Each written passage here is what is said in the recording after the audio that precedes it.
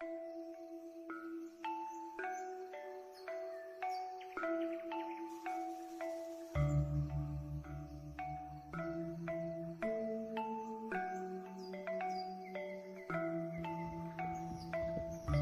Swastiastu. Om Awigenam Astu Namasid. Om Sidirastu. Yang terhormat Bapak Iketut Pase Gunawan MPDH selaku dosen pengampu mata kuliah Purana dan para umat sedharma yang berbahagia. Marilah kita panjatkan puja dan puji syukur kehadapan Ida Sang Yang Widiwasa, Tuhan Yang Maha Esa. Karena atas asung kertawanugrahanya, saya dapat menyampaikan Dharma Wacana dalam suasana penuh Dharma, kedamaian, dan kasih. Semoga apa yang saya sampaikan hari ini mendapat tuntunan serta restu beliau. Judul Dharma Wacana yang saya bawakan adalah Raja Vena dan Pertu dengan tema Dua Wajah Kepemimpinan.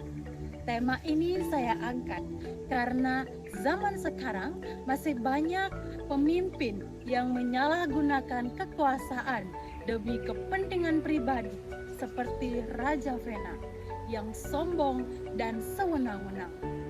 Padahal dalam ajaran Hindu, kekuasaan sejati adalah sarana untuk mengabdi, bukan untuk berkuasa secara sewenang-wenang. Kisah Raja Vena dan Pertu memberikan cermin yang dalam tentang dua wajah kepemimpinan. Yang pertama, berlandaskan ego dan kesombongan. Dan yang kedua, berlandaskan dharma serta kebijaksanaan. Dalam Wisnu Purana diceritakan ada seorang raja bernama Vena yang kejam dan sombong. Ia melarang semua upacara persembahan dan pemujaan kepada para dewa. Bahkan menganggap bahwa dirinya lebih tinggi dari Wisnu. Para resi atau orang suci yang melihat kejadian tersebut berusaha menasihati Vena, tapi ia tidak pernah mendengarkan dan menolak secara mentah-mentah. Akhirnya, para resi memutuskan bahwa Vena tidak pantas lagi hidup dan membunuhnya dengan kekuatan mantra.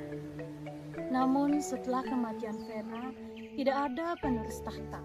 Untuk mengatasi hal tersebut, para resi melakukan ritual gaib dengan memijat tubuh Vena. Dari pahanya keluar makhluk kecil bernama Nisada. Dan dari tangan kanannya lahirlah Pertu, sosok bercahaya dengan tanda cakra di tangannya. Pertanda ini adalah tanda keturunan Wisnu. Pertu dinobatkan menjadi raja besar yang adil dan kuat. Alam semesta memberikannya restu. Lautan, sungai, dan para dewa menghadiri penobatannya. Di bawah pemerintahannya, bumi kembali subur, tatanan kembali normal, tumbuh-tumbuhan melimpah, sapi menghasilkan susu berlimpah, dan rakyat hidup makmur. Sebelum Pertu lahir, bumi sempat menolak menghasilkan makanan karena tidak ada raja yang memerintah. Setelah Pertu menjadi raja, ia mengejar bumi yang menjelma sebagai sapi agar mau kembali memberikan hasil. Bumi akhirnya tunduk dan Pertu mengatur ulang dunia dengan menciptakan pertanian, peternakan, perdagangan, kota, dan desa. Karena jasanya mensejahterakan dunia, bumi kemudian diberi nama Pertiwi, yang berarti tanah milik Pertu. Saudara-saudara sedharma yang berbahagia, jika kita mengkaji kisah Raja Vena secara mendalam melalui teori kritis, kisah ini menggambarkan pertarungan antara kekuasaan yang menindas dan kekuatan moral spiritual masyarakat. Raja Vena digambarkan sebagai simbol kekuasaan otoriter, di mana kekuasaan dijalankan tanpa dasar moral dan spiritual. Ia menolak sistem nilai religius, bahkan menghapus pemujaan kepada Wisnu. Dalam kesombongannya, Raja Vena menganggap dirinya lebih tinggi dari Wisnu itu sendiri. Hal ini mencerminkan bentuk kekuasaan yang menindas kebebasan berpikir dan keberagaman rakyat. Sementara itu, para resi atau orang suci melambangkan kekuasaan intelektual dan moral masyarakat. Mereka tidak tunduk pada kekuasaan tanpa etika dan justru berjuang mengembalikan keseimbangan. Dalam konsep Antonio Gramsci, para resi dapat disebut sebagai kelas intelektual organik, yaitu kelompok yang menumbuhkan kesadaran masyarakat untuk melawan ketidakadilan yang menindas. Kelahiran Raja Pertu di tangan para resi menandakan bahwa kekuasaan sejati lahir dari penerimaan moral dan spiritual, bukan dari ambisi duniawi. Raja Pertu hadir sebagai simbol pemimpin yang ideal, menegakkan keadilan, membawa kemakmuran, serta menjaga keharmonisan antara manusia, alam, dan Tuhan. Kisah ini menjadi metafora tentang revolusi sosial, bahwa dari kehancuran moral akan lahir sistem baru yang berlandaskan kebenaran dan dharma.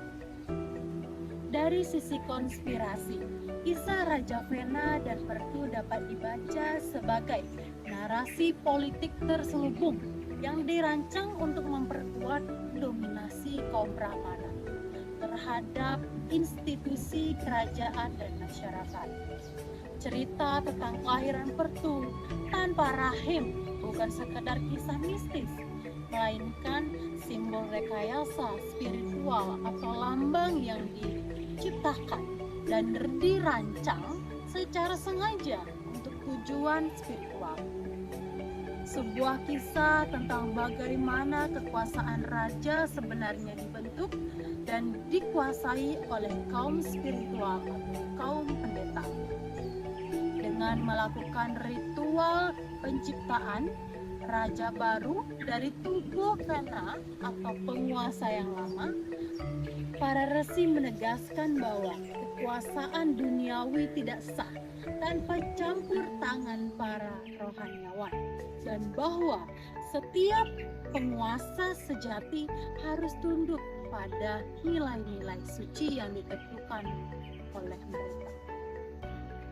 Ini memperlihatkan adanya sistem kontrol ideologis yang halus, di mana agama dan spiritual digunakan sebagai alat penerimaan politik. Artinya, ajaran agama atau nilai-nilai spiritual dijadikan dasar penerimaan agar kekuasaan politik itu benar dan suci. Namun jika kita telah secara kritis, kisah ini juga mencerminkan strategi hegemonik kaum Brahma untuk memastikan bahwa penguasa selalu tunduk pada nilai-nilai suci. Para resi berperan sebagai mediator antara kekuatan ilahi dan manusia. Melalui kisah ini, kita diajarkan bahwa setiap pemimpin sejati harus menempatkan dharma di atas segalanya, dan bahwa kekuasaan tanpa restu dan nilai-nilai spiritual hanya akan membawa kehancuran, seperti yang dialami oleh Raja Vena. Kisah Raja Vena dan Pertu mengandung berbagai nilai moral, sosial, dan spiritual yang penting. Antara lain, yang pertama, nilai moral tentang keadilan dan tanggung jawab kekuasaan. Kisah ini kita diajarkan bahwa seseorang pemimpin harus adil, bijak, dan bertanggung jawab terhadap kesejahteraan rakyatnya. Raja Vena menjadi contoh yang buruk bagi pemimpin yang lain dari segi perilaku yang egois, yang sombong. Sedangkan Pertu menjadi simbol raja yang ideal yang menegakkan kebenaran dan keadilan.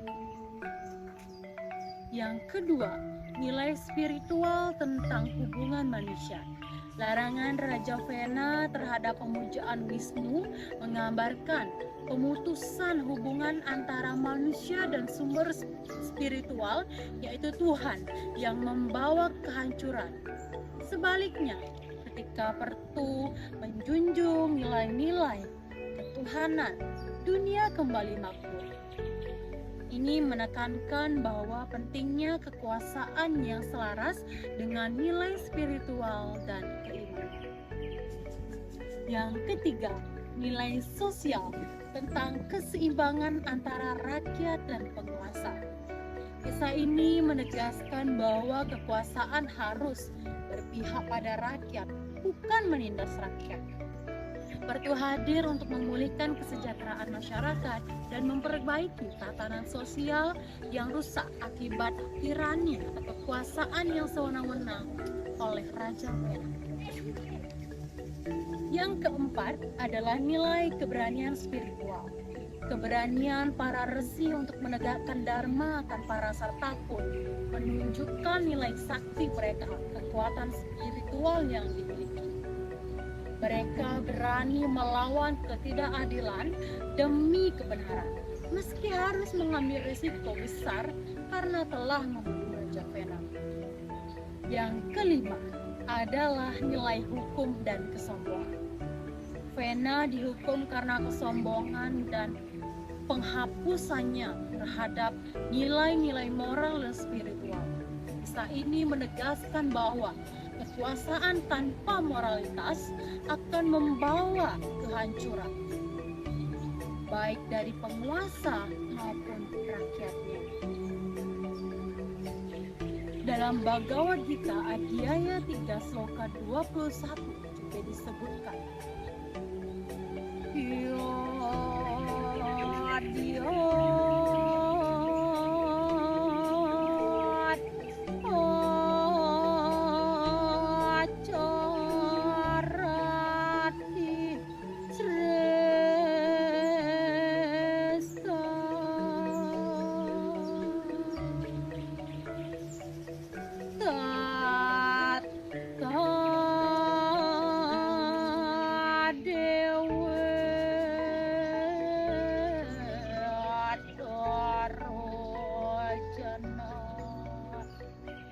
Sayat Pramanam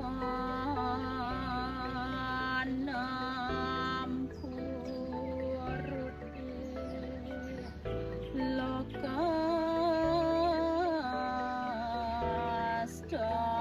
Anuartan.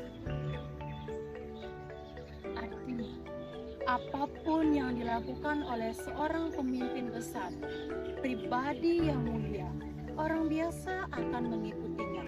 Dan apapun yang standar ia tetapkan melalui perbuatan teladannya, seluruh dunia akan mengikutinya. Sloka tersebut mengajarkan bahwa pemimpin sejati harus menjadi teladan moral dan spiritual bagi rakyatnya dan bukan menjadi teladan yang buruk untuk rakyatnya.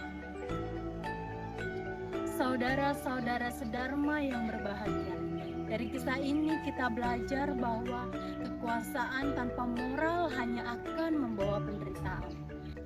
Sedangkan kepemimpinan yang berlandaskan dharma akan membawa kebahagiaan dan kesejahteraan.